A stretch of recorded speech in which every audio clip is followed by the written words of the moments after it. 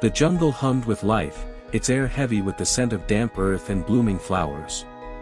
Ayatu knelt beside a cluster of iridescent blossoms, their petals pulsing with soft light in the dappled sun. Behind her, Chad tripped over a gnarled root, his pale face flushing as he caught himself.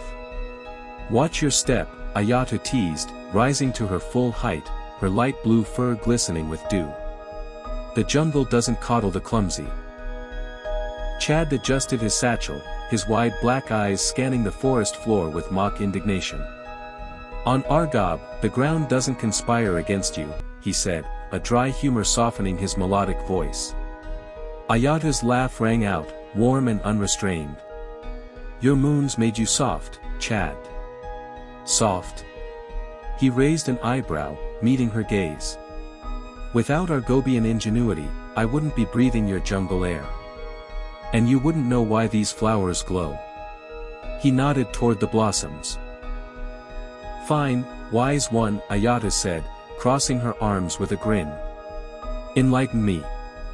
Chad knelt, his slender fingers brushing the petals. "They contain luminophores, compounds that emit light. We synthesize similar ones for tunnel lighting on Argob, but these," he paused, admiring their shimmer.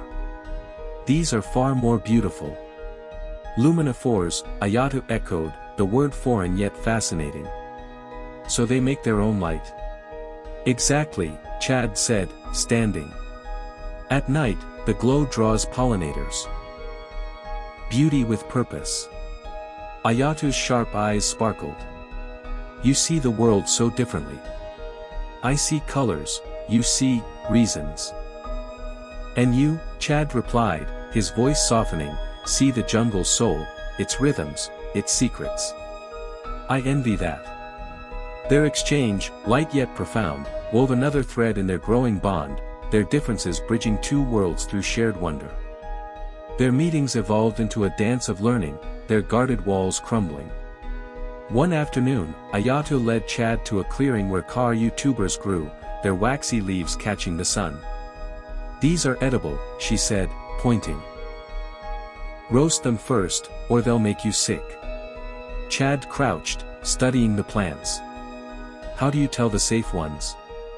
They look identical." Ayatu smirked. "You're jungle blind. See the leaves?" She held one up.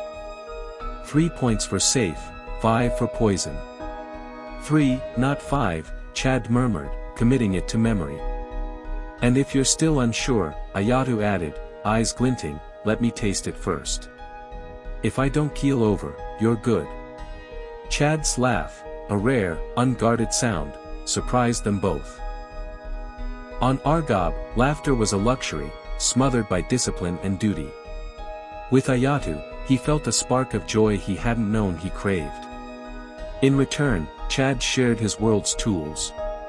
One evening, as the twin suns sank, painting the sky in fiery hues, he revealed a compact scanner from his satchel, its blue glow casting shadows.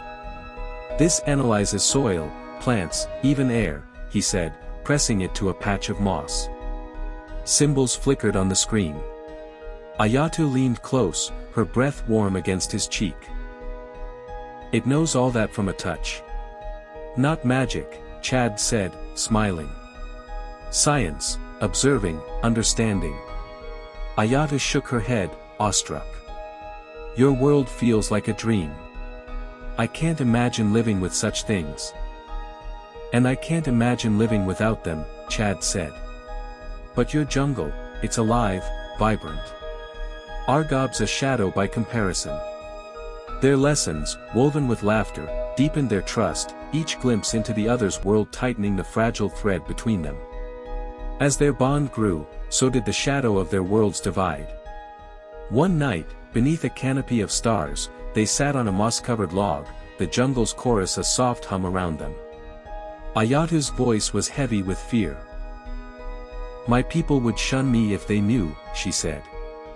"Meeting you, guiding you, they'd see it as betrayal." Chad's expression darkened. "The Argobian Council would exile me. To them, the Crass are savages, relics of a lie. They'd never understand what I've found in you." Ayatu searched his face, her sharp eyes softening. Then why risk it? Why keep coming back? Chad paused, his gaze steady. Because the betrayal is a myth, built on lies. I came for truth, and found it in you. You're not what they say. You're everything. Ayatu's breath hitched, her heart racing. The world faded, the jungle, the stars, their fears. There was only Chad, his pale face glowing faintly in the scanner's light, his eyes holding a warmth that felt like home. I don't know what lies ahead, Chad said, his voice barely above a whisper, but this, us, is real. I won't let them take it. Ayatu's fingers brushed his, tentative but sure. Neither will I. Their touch lingered, a silent vow against the forces that would tear them apart.